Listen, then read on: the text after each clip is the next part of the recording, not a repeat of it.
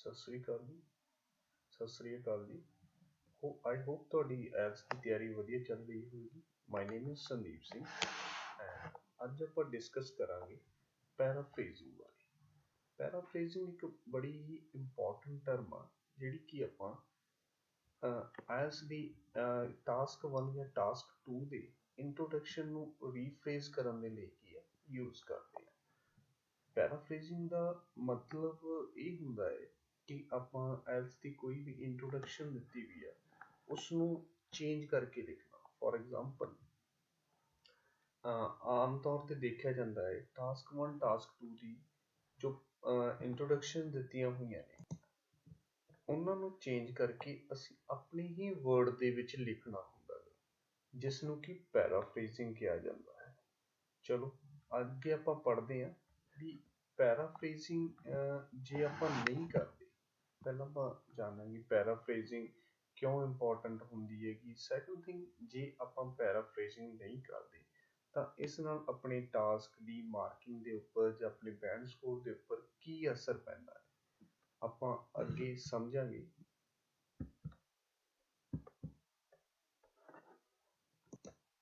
Okay, ਇਹ task 1 ਦੀ example ਹੈ। ਅੱਜ ਆਪਾਂ ਟਾਸਕ 1 ਤੋਂ ਹੀ ਇਸ ਦੀ ਇੰਟਰੋਡਕਸ਼ਨ ਨੂੰ, ਜੋ ਤੁਹਾਡੇ ਸਾਹਮਣੇ ਟਾਸਕ 1 ਸ਼ੋ ਹੋ ਰਿਹਾ ਇਸ ਟਾਈਮ ਸਕਰੀਨ ਦੇ ਉੱਪਰ, ਇਸ ਦੀ ਜੋ ਇੰਟਰੋਡਕਸ਼ਨ ਹੈ ਉਹਨੂੰ ਆਪਾਂ ਆਪਣੇ ਹੀ ਵਰਡ ਦੇ ਵਿੱਚ ਚੇਂਜ ਕਰਕੇ ਲਿਖਾਂਗੇ ਤੇ ਇਹ ਅਲੱਗ-ਅਲੱਗ ਟਾਈਪ ਦੇ ਨਾਲ ਸਮਝਾਂਗੇ ਕਿਵੇਂ ਆਪਾਂ ਇਸ ਦੀ ਇੰਟਰੋਡਕਸ਼ਨ ਨੂੰ ਲਿਖਣਾ ਹੈ ਤਾਂ ਕਿ ਜੋ ਆਪਾਂ ਆਪਣੇ ਇੱਕ ਰਿਕੁਆਇਰ ਬੈਂਡ ਸਕੋਰ ਨੂੰ ਅਚੀਵ ਕਰ ਸਕੀਏ।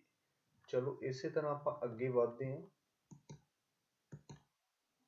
ਓਕੇ, ਪਹਿਲਾਂ ਆਪਾਂ ਸਮਝਾਂਗੇ ਕਿ ਜੇ ਸਟੂਡੈਂਟਸ ਜਾਂ ਆਇਲਸ ਦੇ ਜੋ ਵੀ ਸਟੂਡੈਂਟ ਜੋ ਤਿਆਰੀ ਕਰ ਰਹੇ ਨੇਗੇ, ਜੇ ਉਹ ਪੈਰਾਫਰੇਜ਼ ਨਹੀਂ ਕਰਦੇ ਤਾਂ ਇਹ ਤੁਹਾਡੀ ਐਗਜ਼ਾਮੀਨਰ ਦੀ ਸ਼ੀਟ ਹੈ। ਸ਼ਾਇਦ ਤੁਹਾਡੇ ਚੋਂ ਕਾਫੀ ਸਟੂਡੈਂਟਸ ਨੇ ਐਗਜ਼ਾਮ ਦਿੱਤਾ ਹੋਊਗਾ ਤਾਂ ਆਮ ਤੌਰ ਤੇ ਤੁਸੀਂ ਦੇਖਦੇ ਹੋਗੇ ਵੀ ਕੈਂਬਰਿਜ ਦੀ ਜੋ ਆਪਣੀ ਇੱਕ ਆਇਲਸ ਰਾਈਟਿੰਗ ਟਾਸਕ 1 ਟਾਸਕ 2 ਦੀ ਜੋ ਸ਼ੀਟ ਹੁੰਦੀ ਹੈ ਉਸ ਦੇ ਲਾਸਟ ਪੇਜਸ ਇਸ ਤਰ੍ਹਾਂ ਦੇ ਕੁਝ ਡਿਜ਼ਾਈਨ ਕਰੇ ਜਾਂਦੇ ਨੇ।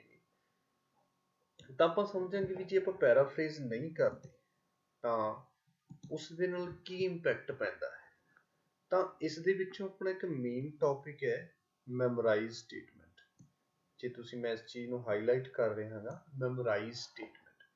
ਮੈਮੋਰਾਈਜ਼ ਸਟੇਟਮੈਂਟ ਦੇ ਉੱਪਰ ਜੇ ਟਿਕ ਲੱਗ ਜਾਂਦਾ ਗਾ, ਫੋਰ ਐਗਜ਼ਾਮਪਲ ਐਗਜ਼ਾਮੀਨਰ ਨੂੰ ਇਹ ਲੱਗਦਾ ਗਾ ਵੀ ਤੁਸੀਂ ਜੋ ਸਟੇਟਮੈਂਟ ਨੂੰ ਲਿਖਿਆ ਹੈ, ਜੋ ਤੁਸੀਂ ਇੰਟਰੋਡਕਸ਼ਨ ਲਿਖੀ ਹੈ ਉਹ ਐਜ਼ ਇਟ ਇਜ਼ ਕਾਪੀ ਕਰੀ ਗਈ ਹੈ ਇੰਟਰੋਡਕਸ਼ਨ ਦੇ ਵਿੱਚੋਂ, ਜਾਂ ਤੁਸੀਂ ਕੁਝ ਵੀ ਆਪਣੇ ਵੱਲੋਂ ਕੋਈ ਵੀ ਐਕਸਟਰਾ ਐਫਰਟਸ ਜਾਂ ਕੁਝ ਵੀ ਐਕਸਟਰਾ ਚੀਜ਼ ਨਹੀਂ ਉਸ ਦੇ ਵਿੱਚ ਐਡ ਅਪ ਕਰ ਰਹੀ ਹੈ, ਤਾਂ ਐਗਜ਼ਾਮੀਨਰ ਇਸ ਚੀਜ਼ ਦੇ ਉੱਪਰ ਟਿਕ ਲਗਾ ਦਿੰਦਾ ਗਾ ਮੈਮੋਰਾਈਜ਼ ਸਟੇਟਮੈਂਟ ਦੇ। ਜੇ ਇਸ ਚੀਜ਼ ਦੇ ਉੱਪਰ ਤੁਹਾਡਾ ਟਿਕ ਲੱਗ ਜਾਂਦਾ ਮੈਮੋਰਾਈਜ਼ ਸਟੇਟਮੈਂਟ ਦੇ ਉੱਪਰ ਤਾਂ ਸਮਝ ਲਓ ਵੀ 14,700 ਤੁਹਾਡਾ ਗਿਆ ਪਾਣੀ 'ਚ। ਠੀਕ ਹੈ, ਇਸ ਚੀਜ਼ ਨੂੰ ਤੁਸੀਂ ਪ੍ਰੋਪਰਲੀ ਤਰੀਕੇ ਨਾਲ ਓਬਜ਼ਰਵ ਕਰ ਸਕਦੇ ਹੋ ਕਿ ਸਾਡੇ ਟਾਸਕ 2 ਜਾਂ ਟਾਸਕ 1 ਦੇ ਜੋ ਸਕੋਰ ਨੇ ਉਹ ਕਿੱਦਾਂ ਡਿਜ਼ਾਈਨ ਕੀਤੇ ਜਾਂਦੇ ਨੇ ਐਗਜ਼ਾਮੀਨਰ ਦੇ ਦੁਆਰਾ। ਇਹ ਸ਼ਾਇਦ ਤੁਹਾਨੂੰ ਤੁਹਾਡੇ ਇੰਸਟੀਚਿਊਟ ਜਿਸ ਤੇ ਤੁਸੀਂ ਕੋਚਿੰਗ ਲੈ ਰਹੇ ਹੋ ਉੱਥੇ ਵੀ ਸਮਝਾਇਆ ਜਾਂਦਾ ਹੋਵੇਗਾ। ਆਈ ਹੋਪ ਤੁਹਾਨੂੰ ਸਮਝਾਇਆ ਜਾਂਦਾ ਹੋਵੇਗਾ ਇਸ ਤਰ੍ਹਾਂ। ਓਕੇ, ਦੈਨ ਆਪਾਂ ਹੁਣ ਅੱਗੇ ਗੱਲ ਕਰਦੇ ਹਾਂਗੇ ਵੀ ਹੋਰ ਵੀ ਕੋਈ ਇਹਦਾ ਨੈਗੇਟਿਵ ਇੰਪੈਕਟ ਪੈਂਦਾ ਹੈ ਜੇ ਆਪਾਂ ਇੰਟਰੋਡਕਸ਼ਨ ਨੂੰ ਰੀਫਰੇਜ਼ ਨਹੀਂ ਕਰਦੇ ਹਾਂ।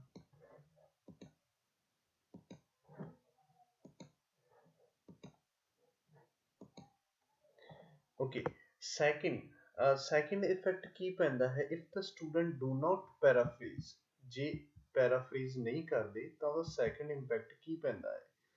ਤਾਂ ਆਪਾਂ ਆਮ ਤੌਰ ਤੇ ਦੇਖਿਆ ਜਾਂਦਾ ਹੈ never count the memorize and repeated words. ਤਾਂ ਦੂਸਰਾ ਜੋ ਆਪਣੀ ਮਾਰਕਿੰਗ ਕ੍ਰਾਈਟੇਰੀਆ ਦੇ ਉੱਪਰ ਅਸਰ ਪੈਂਦਾ ਹੈ ਉਹ ਇਹ ਪੈਂਦਾ ਹੈ ਕਿ ਜਿਹੜੇ ਵੀ ਮੈਮੋਰਾਈਜ਼ਡ ਵਰਡ ਹੁੰਦੇ, ਫੋਰ ਐਗਜ਼ਾਮਪਲ ਕਾਫੀ ਸਟੂਡੈਂਟ ਇੱਕ ਟੈਂਪਲੇਟਸ ਨੂੰ ਯੂਜ਼ ਕਰਦੇ ਨੇਗੇ, ਦੈਟਸ ਅ ਗੁੱਡ, ਬਟ ਕਦੇ ਨਾ ਕਦੇ ਉਹ ਇੱਕ ਮੈਮੋਰਾਈਜ਼ ਸਟੇਟਮੈਂਟ ਦੇ ਵਿੱਚ ਕਵਰ ਅਪ ਹੁੰਦੇ ਨੇਗੇ ਤੇ ਜਿਹੜੇ ਵੀ ਫੋਰ ਐਗਜ਼ਾਮਪਲ ਆਪਾਂ as it is he rephrase ਕਰ ਦਿੰਦੇ ਹੈਗੇ ਉਸ ਚੀਜ਼ ਨੂੰ, ਬਿਨਾਂ ਰੀਫਰੇਜ਼ ਕਰੇ ਆਪਾਂ ਲਿਖ ਦਿੰਦੇ ਹਾਂ ਜਾਂ ਐਜ਼ ਇਟ ਇਜ਼ ਲਿਖ ਦਿੰਦੇ ਹਾਂ ਆਪਣੀ ਇੰਟਰੋਡਕਸ਼ਨ ਨੂੰ, ਤਾਂ ਉਹ ਮੈਮੋਰਾਈਜ਼ ਸਟੇਟਮੈਂਟ ਦੇ ਵਿੱਚ ਕਾਊਂਟ ਹੁੰਦੀ ਹੈ। ਤੇ ਜਿਹੜੇ ਰਿਪੀਟਡ ਵਰਡਸ ਨੇ, ਫੋਰ ਐਗਜ਼ਾਮਪਲ ਤੁਸੀਂ ਉਹਨਾਂ ਨੂੰ ਐਜ਼ ਇਟ ਇਜ਼ ਹੀ ਲਿਖ ਦਿੰਦੇ ਹੋਗੇ ਤਾਂ ਜੋ ਰਿਪੀਟਡ ਵਰਡ ਦੇ ਵਿੱਚ ਨੇਗੇ ਤਾਂ ਉਸ ਚੀਜ਼ ਦੇ ਵੀ ਕੀ ਹੈਗੇ ਆਪਾਂ ਨੂੰ ਬੈਡ ਸਕੋਰ ਨਹੀਂ ਮਿਲਦੀ।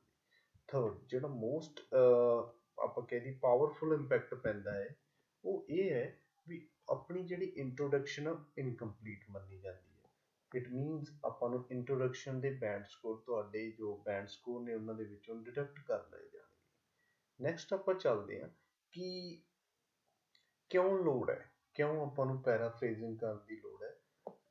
ਬਹੁਤ ਸਾਰੇ ਟੀਚਰਸ ਜਾਂ ਇਸ ਤਰ੍ਹਾਂ ਹੀ ਆਮ ਤੌਰ ਤੇ ਸਿਖਾਇਆ ਜਾਂਦਾ ਹੈ ਵੀ ਇਸ ਨੂੰ ਇੱਦਾਂ ਚੇਂਜ ਕਰ ਦੇਣਾ ਚਾਹੀਦਾ ਗਾ, ਇਹਦੀ ਇੰਟਰੋਡਕਸ਼ਨ ਨੂੰ ਕੁਝ ਸਿੰੋਨਿਮ ਵਰਡ ਦੇ ਨਾਲ ਚੇਂਜ ਕਰ।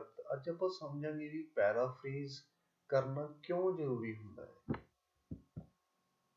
ਤਾਂ ਇਹੀ ਆਪਾਂ ਆਪਣੇ ਸਾਹਮਣੇ ਦੇਖ ਰਹੇ ਹਾਂ ਬੈਂਡ 5 ਬੈਂਡ 6 ਐਂਡ ਬੈਂਡ 7 ਇਹ ਤੁਹਾਡਾ ਕੀ ਹੈਗਾ ਮੀਨਸ ਵੀ ਇੱਕ ਬੈਂਡ ਡਿਸਕ੍ਰਿਪਸ਼ਨ ਹੈਗਾ ਜਿਸ ਦੇ ਵਿੱਚ ਕੀ ਆਪਾਂ ਦੇਖਦੇ ਹਾਂ ਵੀ ਕਿਉਂ ਆਪਾਂ ਨੂੰ ਪੈਰਾਫਰੇਜ਼ ਕਰਨ ਦੀ ਲੋੜ ਪੈਂਦੀ ਹੈ। ਫਸਟ ਆਫ ਆਲ ਆਪਾਂ ਦੇਖ ਰਹੇ ਹਾਂ ਪੈਰਾਫਰੇਜ਼ਿੰਗ ਯੂਜ਼ ਬੈਂਡ 7 ਦੀ ਰਿਕੁਆਇਰਮੈਂਟ ਜੇ ਆਪਾਂ ਦੇਖਦੇ ਹਾਂ ਬੈਂਡ 7 ਦੀ ਰਿਕੁਆਇਰਮੈਂਟ ਦੇ ਵਿੱਚ ਕੀ ਦੱਸਿਆ ਕੀ ਜਾਂਦਾ ਵੀ ਕਿਉਂ ਲੋੜ ਹੁੰਦੀ ਹੈ। ਤਾਂ ਤੁਸੀਂ ਇੱਥੇ ਸਾਫ਼ ਤੌਰ ਤੇ ਦੇਖ ਰਹੇ ਹੋ use a sufficient range of the vocabulary and allow a flexible and okay means ਵੀ ਇਸ ਕਹਿਣ ਦਾ ਮਤਲਬ ਕੀ ਹੈਗਾ ਵੀ ਜੋ ਤੁਹਾਡੀ ਸਫੀਸ਼ੀਐਂਟ ਵੋਕੈਬਲਰੀ ਹੈ ਤੁਹਾਡੀ ਲੈਕਸੀਕਲ ਰਿਸੋਰਸ ਮਾਇਨੇ ਰੱਖਦੇ ਨੇ ਇਸ ਚੀਜ਼ ਨੂੰ। ਤਾਂ ਆਪਾਂ ਬੈਂਡ 8 ਦੀ ਰਿਕੁਆਇਰਮੈਂਟ ਨੂੰ ਵੀ ਪੜ੍ਹਦੇ ਹਾਂ ਇਸ ਦੇ ਵਿੱਚ ਵੀ ਕੀ ਹੈ ਇੱਕ ਤਰ੍ਹਾਂ ਦਾ ਲਿਖਿਆ ਜਾਂਦਾ ਵੀ ਤੁਹਾਡੀ ਵਾਈਡ ਰੇਂਜ ਹੋਣੀ ਚਾਹੀਦੀ ਹੈ ਵੋਕੈਬਲਰੀ ਦੀ। ਤਾਂ ਸਭ ਤੋਂ ਵਧੀਆ ਵੋਕੈਬਲਰੀ ਨੂੰ ਐਕਸਪਲੇਨ ਕਰਨ ਦਾ ਮੇਰੇ ਅਕੋਰਡਿੰਗ ਤਾਂ ਬੈਸਟ ਵੇ ਹੁੰਦਾ ਤੁਹਾਡੀ ਇੰਟਰੋਡਕਸ਼ਨ। ਤੁਹਾਡੇ ਲਈ ਇੱਕ ਗ੍ਰੇਟ ਓਪਰਚੁਨਿਟੀ ਹੁੰਦੀ ਹੈਗੀ ਵੀ ਤੁਸੀਂ ਇਸ ਚੀਜ਼ ਨੂੰ ਚੰਗੀ ਤਰ੍ਹਾਂ ਐਲੈਬੋਰੇਟ ਕਰੋ ਆਪਣੇ ਟਾਸਕ 1 ਦੀ ਇੰਟਰੋਡਕਸ਼ਨ ਦੇ ਵਿੱਚ, ਚਾਹੇ ਉਹ ਤੁਹਾਡੀ ਟਾਸਕ 2 ਦੀ ਇੰਟਰੋਡਕਸ਼ਨ ਹੋਵੇ ਚਾਹੇ ਉਹ ਤੁਹਾਡੀ ਟਾਸਕ 1 ਦੀ ਇੰਟਰੋਡਕਸ਼ਨ ਹੋਵੇ।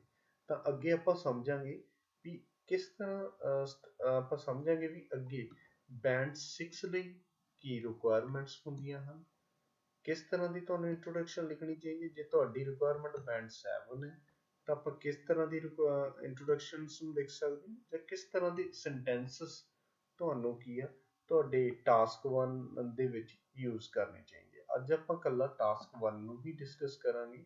ਮੇਰੀ ਨੈਕਸਟ ਵੀਡੀਓ ਦੇ ਵਿੱਚ ਆਪਾਂ ਟਾਸਕ 2 ਦੀ ਪੈਰਾਫਰੇਜ਼ਿੰਗ ਨੂੰ ਸਮਝਾਂਗੇ ਵੀ ਉਸ ਦੇ ਵਿੱਚ ਆਪਾਂ ਕਿਸ ਤਰ੍ਹਾਂ ਦੀ ਪੈਰਾਫਰੇਜ਼ਿੰਗ ਨੂੰ ਯੂਜ਼ ਕਰ ਸਕਦੇ ਹਾਂ।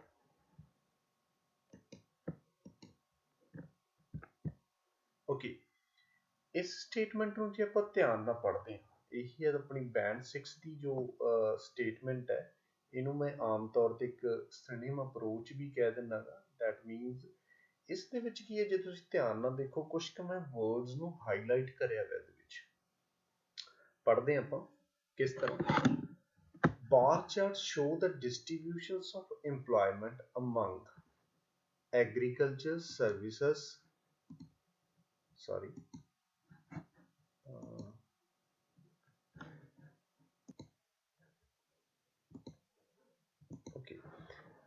ਇਸ ਦੇ ਵਿੱਚ ਆਪਾਂ ਪੜ੍ਹਦੇ ਹਾਂ ਵੀ ਬੈਂਡ 6 ਦੀ ਕਿਸ ਤਰ੍ਹਾਂ ਆਪਾਂ ਪੈਰਾਫਰੇਜ਼ਿੰਗ ਕਰ ਸਕਦੇ ਹਾਂ ਜਿਹਨੂੰ ਆਮ ਤੌਰ ਤੇ ਇੱਕ ਸਿਨੋਨਿਮ ਅਪਰੋਚ ਵੀ ਕਿਹਾ ਜਾਂਦਾ ਹੈ। ਇਸ ਵਿੱਚ ਮੇਨਲੀ ਆਪਾਂ ਕੀ ਯੂਜ਼ ਕਰਦੇ ਹਾਂ ਫੋਰ ਐਗਜ਼ਾਮਪਲ ਆਪਾਂ ਜੇ ਹਾਈਲਾਈਟਡ ਵਰਡਸ ਨੂੰ ਦੇਖਦੇ ਹਾਂ ਤਾਂ ਇਸ ਦੇ ਵਿੱਚ ਜੋ ਡਿਸਟ੍ਰੀਬਿਊਸ਼ਨ ਹੈ for example the bar chart ਕੀ ਆਪਾਂ ਨੂੰ ਸ਼ੋ ਕਰ ਰਿਹਾ ਇੱਕ ਇੰਪਲੋਇਮੈਂਟ ਦੀ ਡਿਸਟ੍ਰੀਬਿਊਸ਼ਨ ਯਾਨੀ ਕਿ ਕਿੰਨੇ ਨੰਬਰ ਆਫ ਵਰਕਰ ਜਾਂ ਕਿੰਨੀ ਪਰਸੈਂਟੇਜ ਆਫ ਵਰਕਰ ਕੀ ਆ ਇਹ 3 ਤਰ੍ਹਾਂ ਦੀ ਸੈਕਟਰਸ ਦੇ ਵਿੱਚ ਕੰਮ ਕਰਦੇ ਹਨ। For example agriculture services and industries ਨੂੰ। ਨੈਕਸਟ ਇਹਦੀ ਪੈਰਾਫਰੇਜ਼ਿੰਗ ਦੇ ਵਿੱਚ ਦੇਖ ਰਹੇ ਹਾਂ ਆਪਾਂ ਕੁਝ ਕੁ ਵਰਡਸ ਨੂੰ ਚੇਂਜ ਕਰਕੇ ਲਿਖਿਆ। ਫੋਰ ਐਗਜ਼ਾਮਪਲ ਮੈਨੂੰ ਇਹਨਾਂ ਚੋਂ 3 ਜਾਂ 4 ਵਰਡ ਦੇ ਜੋ ਸੀ ਮੀਨਿੰਗ ਪਤਾ ਸੀਗੇ ਮੈਂ ਉਹਨਾਂ ਨੂੰ ਆਪਣੇ ਅਕੋਰਡਿੰਗ ਕਿਸੇ ਹੋਰ ਸਿਨੋਨਿਮ ਦੇ ਵਿੱਚ ਚੇਂਜ ਕਰਕੇ ਲਿਖਤਾ। ਫੋਰ ਐਗਜ਼ਾਮਪਲ ਉਹਨਾਂ ਦੇ ਸਮਾਨਾਰਥੀ ਕੁਝ ਕੁ ਸ਼ਬਦ ਮੈਂ ਇਸ ਦੇ ਵਿੱਚ ਕੀ ਹੈਗੀ ਲਿਖਣ ਦੀ ਕੋਸ਼ਿਸ਼ ਕਰੀ ਹੈ। ਤਾਂ ਇਸ ਨੂੰ ਮੇਨਲੀ ਕੀ ਹੈ ਇੱਕ ਸਿਨੋਨਿਮ ਅਪਰੋਚ ਦਾ ਨਾਮ ਦਿੱਤਾ ਜਾਂਦਾ। ਸਿਨੋਨਿਮ ਅਪਰੋਚ ਮੀਨਸ ਕੁਝ ਕੁ ਵਰਡਸ ਨੂੰ ਆਪਣੇ ਅਕੋਰਡਿੰਗਲੀ ਕੀ ਆ ਇਸ ਦੇ ਵਿੱਚ ਕੀ ਆ ਐਗਜ਼ੈਕਟ ਆਪਣੀ ਇੰਟਰੋਡਕਸ਼ਨ ਨੂੰ ਰੀਫਰੇਜ਼ ਕਰ ਦੇਣਾ ਜਾਂ ਪੈਰਾਫਰੇਜ਼ ਕਰ ਦੇਣਾ। ਡਿਸਟ੍ਰੀਬਿਊਸ਼ਨ ਦੀ ਜਗ੍ਹਾ ਮੈਂ ਕੀ ਕਰਤਾ ਕੰਪੇਅਰ ਕਰਤਾ। ਦੈਨ ਨੈਕਸਟ ਕੀ ਹੈਗੇ ਕੁਝ ਕੁ ਮੰਨ ਲਓ ਮੈਨੂੰ ਸੈਕਟਰਸ ਦਿੱਤੇ ਹੋਏ ਨੇ ਇਸ ਤਰ੍ਹਾਂ ਦੇ 3 ਤਰ੍ਹਾਂ ਦੇ ਇੰਪਲੋਇਮੈਂਟ ਸੀਗੀ ਤਾਂ ਉਹਨਾਂ ਨੂੰ ਮੈਂ ਲਿਖਤਾ ਇਨ 3 ਸੈਕਟਰ ਕੰਟਰੀਜ਼ ਨੂੰ ਮੈਂ ਚੇਂਜ ਕਰਕੇ ਨੇਸ਼ਨਸ ਲਿਖਤਾ। ਜੋ ਪ੍ਰੋਜੈਕਟਡ, ਜਿਸ ਦਾ ਮਤਲਬ ਕੀ ਹੁੰਦਾ ਹੈ ਕਿ ਜੋ ਚੀਜ਼ ਆਪਾਂ ਨੂੰ ਅੰਦਰ ਪ੍ਰਡਿਕਟ ਕਰੀ ਜਾਂਦੀ ਹੈ, ਪ੍ਰਡਿਕਟਡ, ਮੈਂ ਉਸ ਚੀਜ਼ ਨੂੰ ਕਿਸ ਚੀਜ਼ ਦੇ ਸਨੇਮ ਨਾਲ ਕੀ ਆ, ਪ੍ਰਡਿਕਟਡ ਵਰਡ ਦੇ ਨਾਲ ਕੀ ਹੈਗਾ ਐਕਸਪਲੇਨ ਕਰਤਾ। ਤਾਂ ਇਸ ਦੇ ਵਿੱਚ ਕੀ ਆ, ਮੇਨਲੀ ਮੈਂ ਇੱਕ ਸਿਨੋਨਿਮ ਅਪਰੋਚ ਨੂੰ ਫੋਲੋ ਕਰਿਆ ਹੈਗਾ। ਤਾਂ ਆਮ ਤੌਰ ਤੇ ਜੋ ਸਟੂਡੈਂਟ ਇਸ ਚੀਜ਼ ਨੂੰ ਫੋਲੋ ਕਰਦੇ ਹਨ ਉਹ ਬੈਂਡ 6 ਦੀ ਆਪਣੀ ਇੰਟਰੋਡਕਸ਼ਨ ਨੂੰ ਕੰਪਲੀਟ ਕਰਦੇ ਹਨ। ਨੈਕਸਟ ਆਪਾਂ ਪੜਾਂਗੇ ਬੈਂਡ 7 ਦੇ ਲਈ ਆਪਾਂ ਨੂੰ ਕੀ ਰਿਕੁਆਇਰਡ ਹੁੰਦਾ।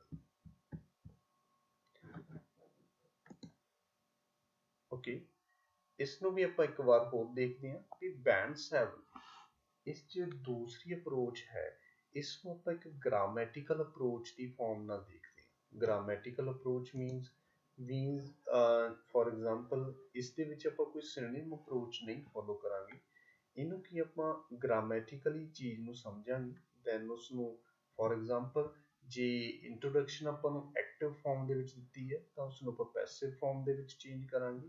ਜੇ ਕਈ ਵਾਰ ਕੀ ਹੁੰਦਾ ਬਹੁਤ ਸਾਰੀ ਇੰਟਰੋਡਕਸ਼ਨ ਨੂੰ ਪੈਸਿਵ ਫਾਰਮ ਦੇ ਵਿੱਚ ਲਿਖਿਆ ਜਾਂਦਾ ਤਾਂ ਉਸ ਚੀਜ਼ ਨੂੰ ਮੈਂ ਐਕਟਿਵ ਫਾਰਮ ਦੇ ਵਿੱਚ ਕੀ ਆ ਚੇਂਜ ਕਰਕੇ ਲਿਖਾਂਗੇ। ਫॉर एग्जांपल ਇਹਦੇ ਵਿੱਚ ਮੈਂ ਬਹੁਤ ਹੀ ਜ਼ਿਆਦਾ ਬਰੀਕੀ ਗ੍ਰਾਮਰ ਦੇ ਨਹੀਂ ਜਾਊਂਗਾ ਤੇ ਇੱਕ ਆਪਾਂ ਸਿੰਪਲੀ ਇੱਕ ਗ੍ਰਾਮੈਟੀਕਲ ਅਪਰੋਚ ਨੂੰ ਸਮਝਾਂਗੇ। ਜਿਸ ਤਰ੍ਹਾਂ ਫॉर एग्जांपल ਮੈਂ ਆਲ ਓਵਰ ਚਾਰਟ ਨੂੰ ਜੇ ਮੈਂ ਦੇਖਾਂ ਤਾਂ ਇਸ ਦੀ ਇੰਟਰੋਡਕਸ਼ਨ ਨੂੰ, ਤਾਂ ਮੈਂ ਕੀ ਕਰਿਆ ਤਾਂ proportion of people working in 3 sector, ਯਾਨੀ ਕਿ ਓਵਰਆਲ ਮੈਂ ਉਸ ਫॉर एग्जांपल ਆਪਣੀ ਜੋ ਸੈਂਟੈਂਸ ਹੈ ਉਸਨੂੰ ਪੈਸਿਵ ਫਾਰਮ ਦੇ ਵਿੱਚ ਚੇਂਜ ਕਰਿਆ। ਜੇ ਤੁਸੀਂ ਮੇਰੇ ਹਾਈਲਾਈਟਡ ਵਰਡਸ ਨੂੰ ਦੇਖੋ, ਇਹਦੇ ਵਿੱਚ ਮੈਂ ਕੀ ਦੱਸਣ ਦੀ ਕੋਸ਼ਿਸ਼ ਕੀ ਕਰੀ ਆ ਵੀ ਜੋ ਪ੍ਰਪੋਰਸ਼ਨ ਹੈ ਪੀਪਲ ਵਰਕਿੰਗ ਦੀ, ਜੋ ਪੀਪਲ ਵਰਕ ਕਰ ਰਹੇ ਨੇ 3 ਅਲੱਗ-ਅਲੱਗ ਸੈਕਟਰਾਂ ਦੇ ਵਿੱਚ, 3 ਅਲੱਗ-ਅਲੱਗ ਕੰਟਰੀਆਂ ਦੇ ਵਿੱਚ ਇਨ 1980 ਦੇ ਵਿੱਚ, ਤੇ ਇੱਕ ਪ੍ਰਡਿਕਟਡ ਚੇਂਜਸ ਹੈ ਜੋ ਉਹਦਾ 2020 ਦੇ ਵਿੱਚ ਉਹ ਡਿਪਿਕਟਡ ਕਰਿਆ ਗਿਆ ਹੈਗਾ। ਕਿੱਥੇ ਡਿਪਿਕਟਡ ਕਿੱਥੇ ਕਰਿਆ ਗਿਆ ਹੈਗਾ, ਬਾਏ ਦਾ ਬਾਰ ਗ੍ਰਾਫ ਜਾਂ ਬਾਰ ਚਾਰਟ। ਇਸ ਦੇ ਵਿੱਚ ਮੇਨਲੀ ਕੀ ਚੀਜ਼ ਦੇਖੀ ਗਈ ਹੈ ਵੀ ਮੈਂ ਇੱਕ ਐਕਟਿਵ ਫਾਰਮ ਨੂੰ ਇੱਕ ਪੈਸਿਵ ਫਾਰਮ ਦੇ ਵਿੱਚ ਕੀ ਹੈ ਚੇਂਜ ਕਰਕੇ ਲਿਖਤਾ, ਜਿਹੜੀ ਕਿ ਇੱਕ ਤਰ੍ਹਾਂ ਦਾ ਆਪਣੀ ਬੈਂਡ 7 ਦੀ ਰਿਕੁਆਇਰਮੈਂਟ ਨੂੰ ਫੁਲਫਿਲ ਕਰ ਰਹੀ ਹੈ। ਤਾਂ ਆਈ ਹੋਪ ਤੁਹਾਨੂੰ ਇਹ ਚੀਜ਼ ਸਮਝ ਆ ਰਹੀ ਹੋਵੇਗੀ। ਜੇ ਕਿਸੇ ਵੀ ਸਟੂਡੈਂਟ ਨੂੰ ਕੋਈ ਇਸ ਦੇ ਵਿੱਚ ਦਿੱਕਤ ਲੱਗਦੀ ਹੈਗੀ ਤਾਂ ਉਹ ਮੈਨੂੰ ਕੀ ਹੈਗਾ ਕਮੈਂਟ ਦੇ ਥਰੂ ਪੁੱਛ ਸਕਦਾ ਹੈਗਾ, ਜਾਂ ਮੇਰਾ WhatsApp ਨੰਬਰ ਤੇ ਕੀ ਹੈਗਾ ਮੈਨੂੰ ਮੈਸੇਜ ਕਰ ਸਕਦੇ ਆ। ਓਕੇ ਓਕੇ, ਅੱਗੇ ਆਪਾਂ ਸਮਝਾਂਗੇ ਕਿਸ ਤਰ੍ਹਾਂ ਆਪਾਂ ਬੈਂਡ 8 ਦੀ ਪੈਰਾਫਰੇਜ਼ਿੰਗ ਕਰ ਸਕਦੇ ਹਾਂ, ਤੇ ਇਸ ਨੂੰ ਆਪਾਂ ਇੱਕ ਐਕਸਪਰਟ ਅਪਰੋਚ ਜਾਂ ਆਪਾਂ ਇੱਕ ਕ੍ਰੀਏਟਿਵ ਅਪਰੋਚ ਦਾ ਨਾਮ ਦਿੰਦੇ ਹਾਂ। ਇਸ ਦੇ ਵਿੱਚ ਕੋਈ ਆਪਾਂ ਰੂਲ ਐਂਡ ਰੈਗੂਲੇਸ਼ਨਸ ਨਹੀਂ ਯੂਜ਼ ਕਰਦੇ। ਇਸ ਦੇ ਵਿੱਚ ਕੀ ਹੈਗਾ ਕੋਈ ਗ੍ਰਾਮੈਟੀਕਲ ਅਪਰੋਚ ਆਪਾਂ ਗ੍ਰਾਮਰ ਜ਼ਰੂਰ ਫੋਲੋ ਕਰਦੇ ਹਾਂ, but it is a creative approach. For example ਜੋ ਮੈਨੂੰ ਚੀਜ਼ ਦਿੱਤੀ ਹੋਈ ਹੈ, ਸੈਂਟੈਂਸਸ ਜੋ ਵੀ ਮੈਨੂੰ ਦਿੱਤੇ ਹੋਏ ਨੇ, ਉਸ ਨੂੰ ਮੈਂ ਆਪਣੀ ਹੀ ਇੱਕ ਕ੍ਰੀਏਟਿਵ ਅਪਰੋਚ ਦੇ ਵਿੱਚ ਲਿਖਣ ਦੀ ਕੋਸ਼ਿਸ਼ ਕਰੂੰਗਾ। ਮੀਨਸ ਵੀ ਜੋ ਚੀਜ਼ ਹੈ ਉਸ ਨੂੰ ਸਮਝਣ ਤੋਂ ਬਾਅਦ ਕੁਝ ਐਕਸਟਰਾ ਚੀਜ਼ ਐਡ ਅਪ ਕਰਕੇ, ਫॉर एग्जांपल ਜਿਵੇਂ ਤੁਸੀਂ ਮੇਰੇ ਹਾਈਲਾਈਟਡ ਵਰਡ ਦੇ ਵਿੱਚ ਦੇਖ ਰਹੇ ਹੋਵੋਗੇ, in terms of, in order to, ਇਹ ਚੀਜ਼ਾਂ ਨੂੰ ਕੀ ਹੈਗਾ ਮੈਂ ਇਸ ਦੇ ਵਿੱਚ ਐਲੈਬੋਰੇਟ ਕਰਕੇ ਇਸ ਨੂੰ ਐਕਸਪਲੇਨ ਕਰਨ ਦੀ ਕੋਸ਼ਿਸ਼ ਕਰੂੰਗਾ। ਯਾਨੀ ਕਿ ਨਾ ਹੀ ਤਾਂ ਮੈਂ ਇਸ ਦੇ ਵਿੱਚ ਪੈਸਿਵ ਅਪਰੋਚ ਤੇ ਸੈਕੰਡ ਥਿੰਗ ਨਾ ਹੀ ਮੈਂ ਇਸ ਦੇ ਵਿੱਚ ਕੋਈ ਕੀ ਆ ਜ਼ਿਆਦਾਤਰ ਸਿਨੋਨਿਮਸ ਨੂੰ ਹਾਈਲਾਈਟ ਕਰਿਆ ਹੋਇਆ ਹੈਗਾ। ਜਸਟ ਇੱਕ ਆਪਣੀ ਇੱਕ ਅਲੱਗ ਤਰ੍ਹਾਂ ਦੀ ਕ੍ਰੀਏਟਿਵ ਅਪਰੋਚ ਨੂੰ ਕੀ ਇਸ ਦੇ ਵਿੱਚ ਐਕਸਪਲੇਨ ਕਰਿਆ ਗਿਆ ਹੈ।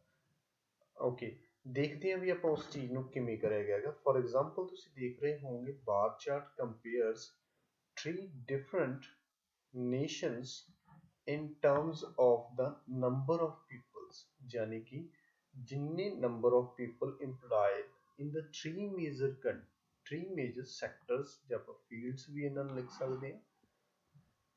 ਕਹਿਣ ਦਾ ਮਤਲਬ ਕੀ ਹੈਗਾ ਵੀ ਇਸ ਦੇ ਵਿੱਚ ਕੀ ਹੈ ਮੈਂ ਆਪਣੇ ਤੌਰ ਤੇ ਇੱਕ ਐਕਸਪਰਟ ਅਪਰੋਚ ਜਾਂ ਆਪਣੀ ਇੱਕ ਕ੍ਰੀਏਟਿਵ ਅਪਰੋਚ ਦੇ ਨਾਲ ਇਸ ਇੰਟਰੋਡਕਸ਼ਨ ਨੂੰ ਸਮਝ ਕੇ ਆਪਣੇ ਹੀ ਤਰੀਕੇ ਨਾਲ ਐਕਸਪਲੇਨ ਕਰਨ ਦੀ ਕੋਸ਼ਿਸ਼ ਕਰ ਰਿਹਾ। For example in terms of ਨੂੰ ਕੀ ਆ ਯੂਜ਼ ਕਰਿਆ ਗਿਆ ਇਸ ਦੇ ਵਿੱਚ। ਦੈਨ ਬਾਕੀ ਸਾਰੀ ਇੰਟਰੋਡਕਸ਼ਨ ਨੂੰ ਮੈਂ ਐਜ਼ ਇਟ ਇਜ਼ ਹੀ ਜਿਸ ਤਰ੍ਹਾਂ ਆਪਾਂ ਪਹਿਲੀ ਇੰਟਰੋਡਕਸ਼ਨ ਦੇ ਵਿੱਚ ਪੜ੍ਹਿਆ, ਜਸਟ ਇਹਦੇ ਵਿੱਚ ਇੱਕ ਨਵਾਂ ਹਾਈਲਾਈਟਡ ਵਰਡ ਕੀ ਆ ਇਨ ਟਰਮਸ ਆਫ, ਜਿਹਨੂੰ ਆਪਾਂ ਇੱਕ ਤਰ੍ਹਾਂ ਦੀ ਕ੍ਰੀਏਟਿਵ ਅਪਰੋਚ ਵੀ ਕਹਿ ਦਿੰਦੇ ਆ। ਇਸ ਨੂੰ ਆਪਾਂ ਜ਼ਿਆਦਾ ਵਧੀਆ ਐਕਸਪਲੇਨ ਟਾਸਕ 2 ਦੇ ਵਿੱਚ ਬਹੁਤ ਵਧੀਆ ਐਕਸਪਲੇਨ ਕਰ ਸਕਦੇ ਹਾਂ। ਕ੍ਰੀਏਟਿਵ ਅਪਰੋਚ ਦੀਆਂ ਕਾਫੀ ਟਾਈਪਸ ਮਿਲ ਜਾਂਦੀਆਂ ਨੇਗੀਆਂ, ਮੈਨੂੰ ਕਾਫੀ ਆਪਾਂ ਕਹਿ ਦਈਏ ਵੀ ਉਸਨੂੰ ਇੱਕ ਵਧੀਆ ਢੰਗ ਦੇ ਨਾਲ ਲਿਖਿਆ ਜਾ ਸਕਦਾ।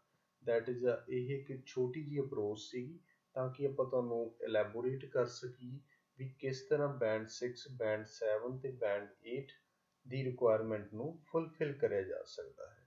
ਆਈ ਹੋਪ ਤੁਹਾਨੂੰ ਸਟੂਡੈਂਟਸ ਸਮਝ ਆਇਆ ਹੋਵੇਗਾ। ਨੈਕਸਟ ਆਪਾਂ ਇੱਕ ਹੋਰ ਚੀਜ਼ ਨੂੰ ਬੜੀ ਧਿਆਨਪੂਰਵਕ ਦੇਖਦੇ ਹਾਂ ਵੀ ਦੈਟ ਮੀਨਸ ਆਪਾਂ ਇੱਕ ਪੈਰਾਫਰੇਜ਼ਿੰਗ ਨੂੰ ਸਮਝਿਆ, ਕਿਸ ਤਰ੍ਹਾਂ ਆਪਾਂ ਕੁਛ ਕੁ ਵਰਡਸ ਨੂੰ ਚੇਂਜ ਕਰਦੇ ਹਾਂ ਤੇ ਕੁਛ ਕੁ ਐਕਟਿਵ ਤੋਂ ਪੈਸਿਵ ਨੂੰ ਚੇਂਜ ਕਰਦੇ ਹਾਂ। Last one is a creative approach ਨੂੰ ਸਮਝਿਆ, ਜਾਂ ਆਪਾਂ ਕਹਿ ਦਈਏ ਕਿ ਐਕਸਪਰਟ ਅਪਰੋਚ ਨੂੰ ਸਮਝਿਆ। ਨੈਕਸਟ ਆਪਾਂ ਪੜਾਂਗੇ ਵੀ ਜੋ ਧਿਆਨ ਰੱਖਣ ਜੋ ਗੱਲਾਂ ਨੇ ਇਸ ਨੂੰ ਪੈਰਾਫਰੇਜ਼ਿੰਗ ਕਰਦੇ ਟਾਈਮ। ਓਕੇ, ਰਿਮੈਂਬਰ ਦਾ ਸਮ ਪੁਆਇੰਟਸ। ਕੁਝ ਪੁਆਇੰਟਸ ਕੀ ਆਪਾਂ ਨੂੰ ਮੈਮੋਰਾਈਜ਼ ਕਰਨੇ ਚਾਹੀਦੇ, ਜਾਂ ਆਪਾਂ ਕਹਿ ਦਈਏ ਰਿਮੈਂਬਰ ਰੱਖਣੇ ਚਾਹੀਦੇ, ਇਹਦੇ ਵਿੱਚ ਕਦੇ ਭੁੱਲਣੇ ਨਹੀਂ ਚਾਹੀਦੇ।